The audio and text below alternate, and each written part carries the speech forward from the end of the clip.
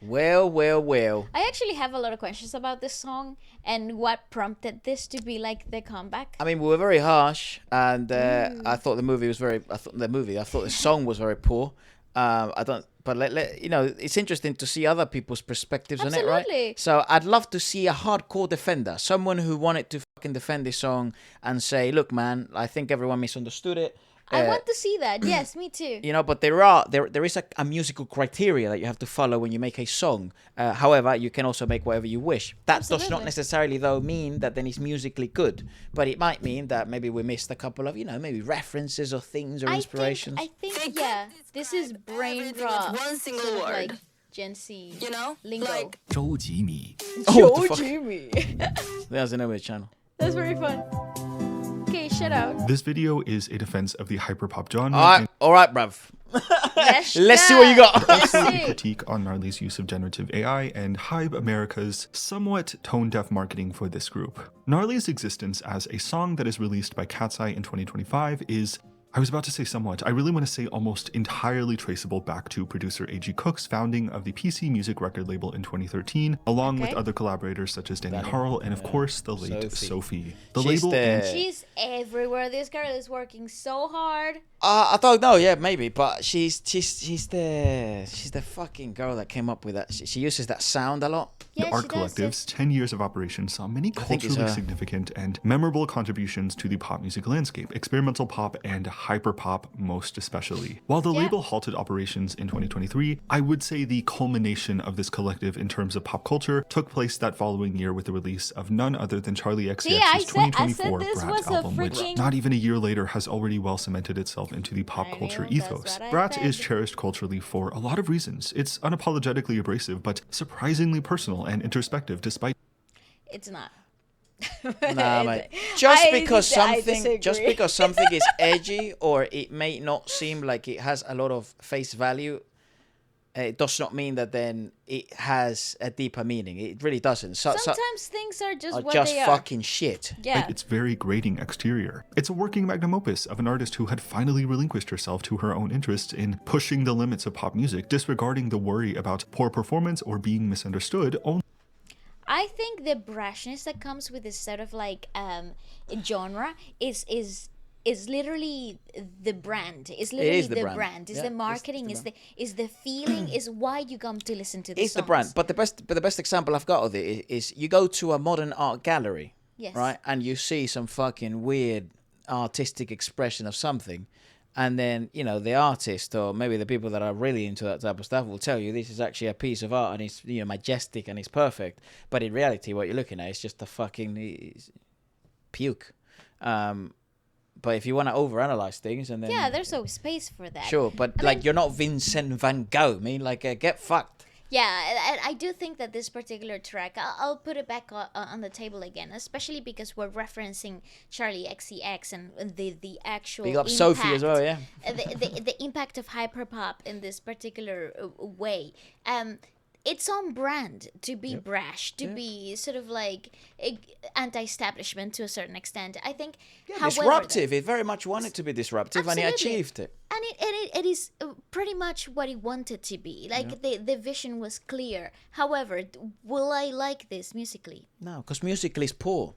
All of those references he mentioned were musically poor. Correct. That doesn't mean that's what I am here for, the music. Yeah.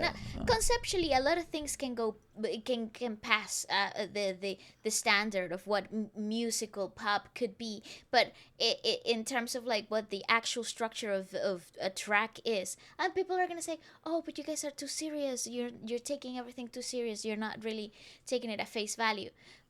the fuck? But it's music. It's supposed to mean something, right? No, but also it's like that's fine. That's what we do, bro. Like, what you want? Like, I think it's supposed we to mean review something. shit Yeah. from a musical perspective, because actually, especially in Korean pop, there aren't that many people that do it like that. But then let's be honest. I'm like, not trying to pat ourselves in the everything- shoulder. Get fucked. Not everything has to mean something. That's and true. That's also a very valid Feelings. point. I just thought Yeah, every yeah. feeling that this fucking thing had was like, oh, where? Ooh. Yeah. Which again, I think was the objective, and in that sense, it was congruent enough and job well done. Achieved. Yeah. Yeah. only for the album to come at the exact right time for it to be accepted and celebrated for what it is by general audiences. This is PC music. This is electronic. This is hyperpop, a style of music that was perhaps always intended to get on people's nerves. Hyperpop demands a certain level of brashness that Gnarly in fact delivers upon. The inspiration is there, and the reason why I move to defend it is that it's incredibly well researched and well sourced. It's produced by Alice Long Yu Gao, another of the founders of what we can call hyperpop today. That's the girl. Alice. That's the fucking name. Sourced. It's produced by Alice Long Yu Gao, another of the founders of what we can call hyperpop today. The song by itself is not necessarily a problem. The problem increasingly is over the lyrics, which is not necessarily the fault of Long Yu Gao or Cat's-Eye or Hype America, and it's certainly to no fault of the genre that is hyperpop. PC music. All right, then I have a tough take. No. Hyperpop is garbage. And hyperpop. There you go. Well, I do think what I have a problem with this particular comeback is that it went from being girly pop with their first song. What is Their it? debut. Touch. Touch. Yep. And then it was you have Gnarly as like the next. I feel like I think Cat's Eye has a bit of a congruency issue at the moment. Yeah, exactly. It's a little bit But incongruent. it will get fixed as time progresses. I also think dances so very closely to live, the they're a edge good of product. parody that As the a lyrics product to themselves are Gnarly decent. make a lot of sense. Hyperpop is a genuine appreciation for the largely unloved features of music, a commitment to an idea so intensely that it takes on the guise of being some kind of joke, that doesn't but make it good, never man. a mockery. It's meant to be appreciative, and this is what it's Gnarly meant is, to but be that doesn't seem to disruptive. matter. It's meant to be disruptive. It's meant to be Impactful. disruptive. Yeah, but And it it's doesn't make meant it to- good. It's meant to create a reaction. It's sort of like a teenage outburst. Yeah. It But it's still a feels tantrum. Like that. It is a It's a tantrum. musical I tantrum. mentioned in the video I made about the song debut last year that Western and global audiences are increasingly drawn to authentic works. If you look at the most successful pop artists today, the artists themselves play a huge role in producing the product they deliver. K-pop has always struggled with this and continues to very stubbornly. An industry where artists are so rarely given complete creative control over what they release. Hyperpop, good. in its Very cooking. good, He's cooking. Valid point. He's cooking. deceptively surface-level appearance and almost intoxicatingly sweet delivery seems like such a great match for K-pop, and I think it is, but with a few important and unexpected caveats regarding authenticity and reception. Brat is an earned moment in electronic music like no other. Gnarly is a well-researched offering from Alice Long Yu Gao, a pioneer of the hyperpop genre in her own right, but I suspect the A&R decision to go to hyperpop straight at its source with an already existing song is so interesting. likely a product of Brat's electronic and hyperpop foci.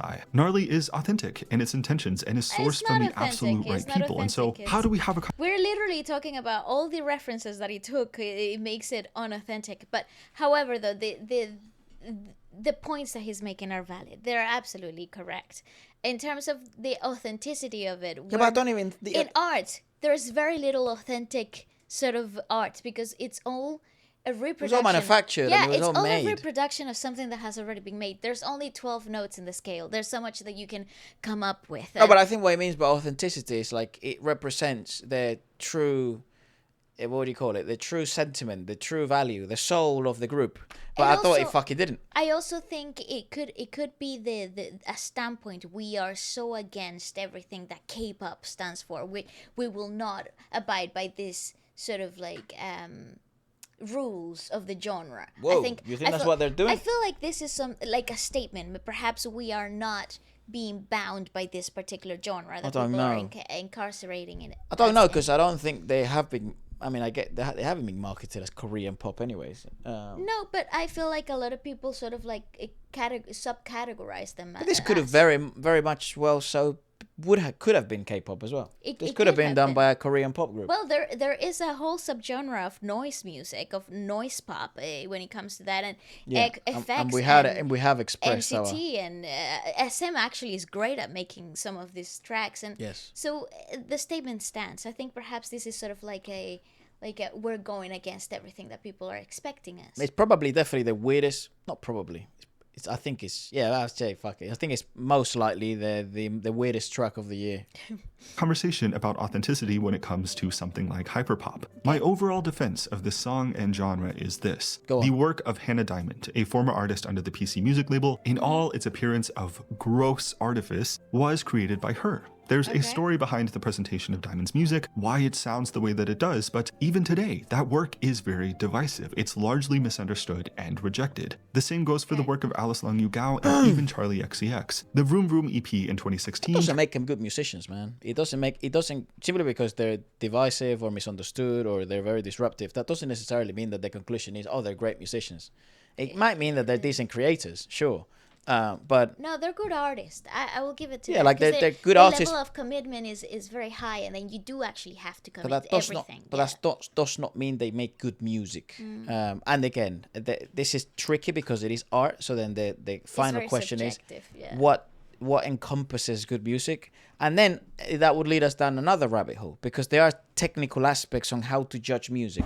There are technical aspects on how to review things. However, we've always been very much of the school of lead by sentiment, lead by emotions, because music should spark emotions. Correct. And sometimes they're going to be nasty ones. I just think that what they made, I don't necessarily think it was a song. It was something else. It's very, very unique. It's an experience. Yeah, I yeah. would call it an It was an experience. advert. Yeah.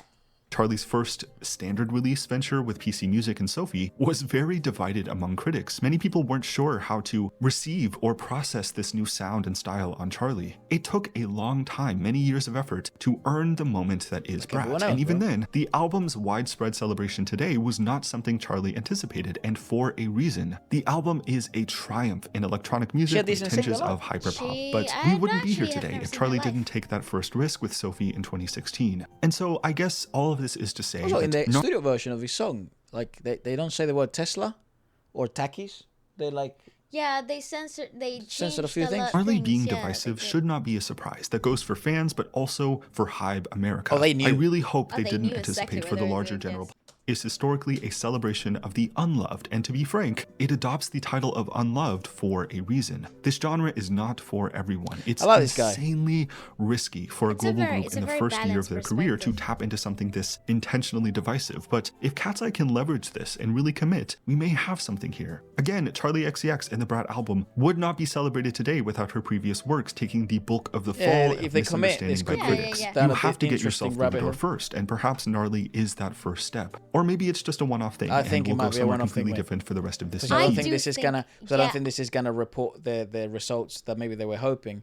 And I think the EP, knowing how Hybe does things, it's not gonna be a very congruent experience. It's gonna be one song's this. There's gonna be an R&B thing, maybe a fucking rap song, then a pop, and then there you go. You have the Yeah. fucking album. I don't know what I really don't They, know what to I expect. really doubt that they're gonna commit to this fucking hyper pop vibe.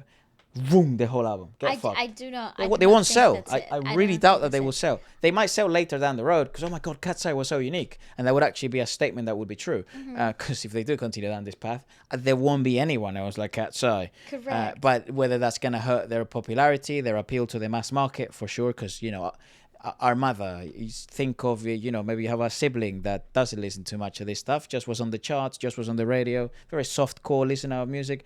Will they ever listen to this? Probably fucking not. Yeah, I do think this has a time and a place, and We said it in the club, man. yeah, the I club, do- it would sort of slap. I do think that it won't be this sort of like the stamp that the rest of the body of work will lead itself by. I wouldn't bet on it, but I'd think- hope I'm proven wrong. I do think because you're working with Hybe America, a lot of like the ethos of the mother label being Hybe will carry in terms of like they will try to be very diverse, so sort of like cover as many grounds as possible and as much ground as possible. And I think the title track being Gnarly is like the attention grabber. I think also they are testing the waters, you know. Yeah. Cat's Eye is the biggest America hype product they've got at Yes, the moment. So correct. they're definitely going to either make some mistakes or gather data on it, improve. Maybe it'll be a success, maybe it won't. We'll see. I don't think this is a mistake regardless though, because It I was think purposeful, you know. it's definitely like a very good point to like gather a lot of information. Yeah, the reception of this has been very Yeah. vocal, obviously. And people have been very honest as well in their We perspectives. really will have to see, but this is the extent of my defense of hyperpop. Fair enough. Moving on to the use of generative AI. Park Sang-won is credited as a 3D VFX artist for Gnarly, but is credited as an AI prompter out of a VFX production studio in Korea called Yolusion. This about is it? the studio behind a lot of the recent AI generative works in K-pop, such as aespa's Armageddon, Red Velvet's Cosmic, and so on. From what I understand, they're both a standard VFX studio and an AI studio, and as for when and how often those two features overlap in their work is not disclosed. Welcome to the new world, bro. Sangwon's role as only a supervisor of VFX work and an AI prompter for Illusion seems to strongly suggest that the features of this release that seem like they're AI generated very much are, which is unfortunate. I think they went very much Why? with the music video. Who cares? I think they. Because an extra didn't get the work. Perhaps I I think. Is that the Yes, angle? because the angle is that there will be a lot of opportunities being used by a computer and not Yeah, actual man. talent. But Welcome. yeah, Get fucked. it is a bit. They're sad. gonna get us all, man. Genuinely. we're gonna be. They're gonna get at us the all. end of the And computers. it wasn't like they were trying to hide it. Everything felt like AI. Yes, a lot of things felt like That's AI what in I the mean. music In video. terms of congruency, the music video was actually very banging. It People- was great. People like are surprised. Are they? I don't think they are. Yeah, I'm not sure if it's just a general tone deafness regarding attitudes surrounding AI in art, or if they're just interested in pushing They the don't limits give a fuck. That's I why. think it was however a and wherever definite possible. It's not a good choice. look for what the hyperpop genre is established upon, in my opinion, not? and does even more to reduce the credibility of this project. I will say once again, there has not been a musical release in K-pop and beyond that has been enhanced by the use of generative AI, in my opinion. I look back on a release like Armageddon and am only It was awesome. disappointed that generative AI was used for the video. It is a triumph in VFX work in its own right, only stained by the brief usings of AI. For now, man, I'm telling you, this opinion is gonna change in a couple of years or now. I Right really now, don't people see are it gonna that be big, like, yeah. people right now are gonna be like, oh, that's fucking AI, that's shit.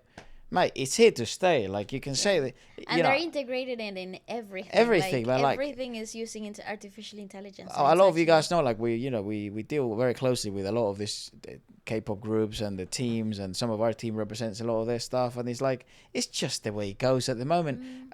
Yeah, Well, is I it right or remember- wrong? I'm not that deep into the video making of things. Well, You know, but we're I more in the remember music aspect of in things. the argument, like back in the day, where like in 2001, when people started using blue screens and green screens, and everybody was like, "Oh my God, that's the end of the world. Nobody's gonna film organically." And I think that's the sort of like the same conversation is happening with AI in terms of whether it's the right thing to do What or if, what not. if, what maybe to put it into a perspective that we would understand more. What if it was like all the musicians in the song were AI? Yeah, I Would understand. we have an issue with that? I would. I think I would. Yeah, I Because think I would as as a fundamentalist, but Yeah, I think also because this geezer's obviously a purist when it comes to Yeah, music, yeah. music videos and stuff. So I guess that is an issue. But I do think that AI, because it was like limited moments in the video. I don't feel like the The whole, whole video video was is AI. AI. Because if it was, generated. fuck me, Wow. we're But- fucked. Wow. Get ready. We're losing our jobs. But in terms of like the actual choices where they utilize sort of like the comic-y AI Yeah, generated VFX images, and AI. they kind of felt correct. It kind of fitted the vibe, and for It- that it- reason, I didn't even question it. It added to the quirkiness and weirdness Correct, of the thing. correct. I'm an AI hater. I have to be adamant about this, so I Fair cannot enough. completely rush to defend this song for this alone. Enough with the AI stuff, please. It is not cool. We Alright, also man. have the advent of K-pop continuing to insist Fair. on It's debuting fair. idols That's a who are very valid underage, and then opinion, placing though. those idols in very awkward and inappropriate Yeah, I forget settings how for music videos. Young, I was looking Lara on Google. She's 19 years old. What? Mate. I know already they were see people that running young. to say that Gnarly is what dance culture is like in the US. That is true. It is, yes. Also, mate, I don't know where you're from, lad. Let me take you to South America. It's even fucking worse. Teenagers are used to it here. I don't care. I really do not care, especially when you have such a storied history of inappropriate working conditions for minors that Hybe does. I'm in no way going to defend this behavior. And then Fair finally enough. and very quickly, Fair we enough, have fair the enough. reference to Tesla in the first verse. I understand this song was made in 2023. Songs take a long time to be released. A mention of Tesla is not the end of the world, but it is yet another tick on the tone deaf count. Why is it tone deaf? Well, people don't like Teslas anymore. And what? Yeah. I think it's there's a lot more to that, I think. And what?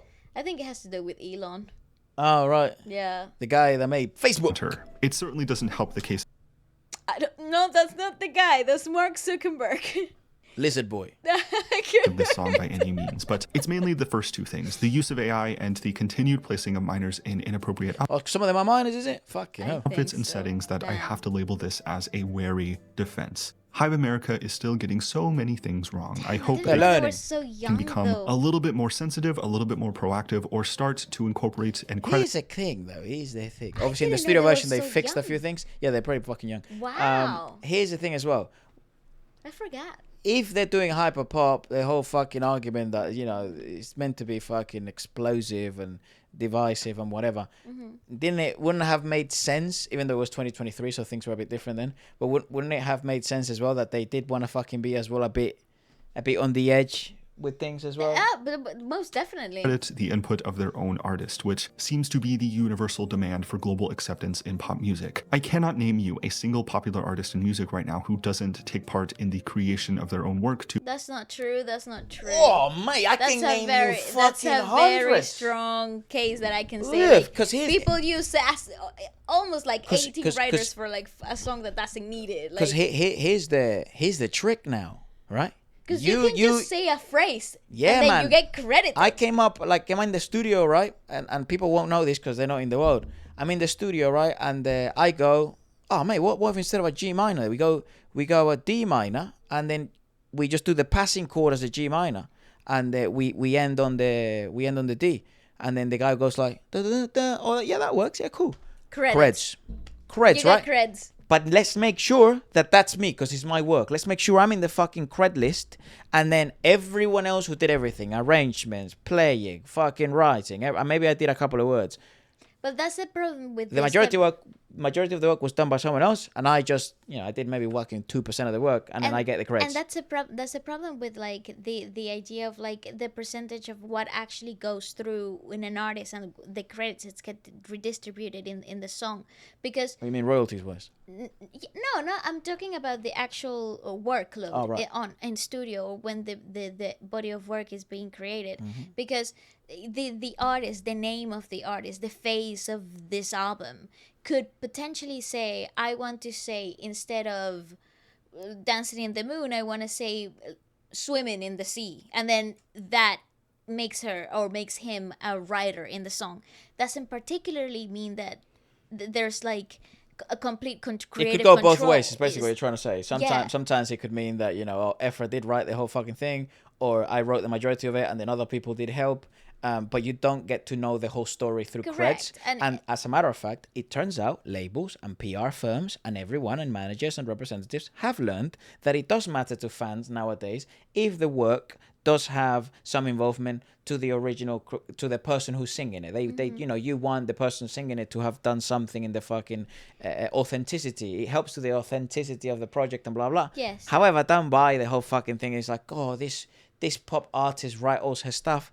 Get fucked. Most likely not. Especially in pop. Maybe in other genres is not the case, but in pop, especially the mainstream pop, unlikely. I'm sorry, mate. I'm sorry to burst all of your bubbles. It's not. It's a sad truth, but it is what to happens. a considerable extent. We need Lara in the studio if she wants to be. We can talk about the call for authenticity, but if Cat's Eye doesn't want to add more to their already insane workload by producing their own work at this moment Yeah, in time, because she writes, right? I think she's write. very fine, active. they shouldn't be required to, but if they do want to produce their own work, what are we doing here? These are my thoughts. A wary defense of Gnarly, the hyperpop genre, with some consideration of everything else going on. Thank you for watching this. If you did, let me know what your thoughts are on Gnarly. Where do you get on All right, man. This is very good. I like this I like this channel. geezer. This channel is good. We'll obviously link the video and stuff. Chujimi. And That's it's- actually nice. I like this video. This was like having a conversation with a friend. I really like that. And then what people are saying is sort of like love your level of research. Composer of Espa Savage. Yep. Don't you know I'm a savage? It's the same sort of like approach to things. Yeah, Like, yeah. That's why when it comes to like specific genres and like how brash they are with certain genres, especially in pop, I feel like it is just a reproduction of what has worked somewhere else. You know. Yep.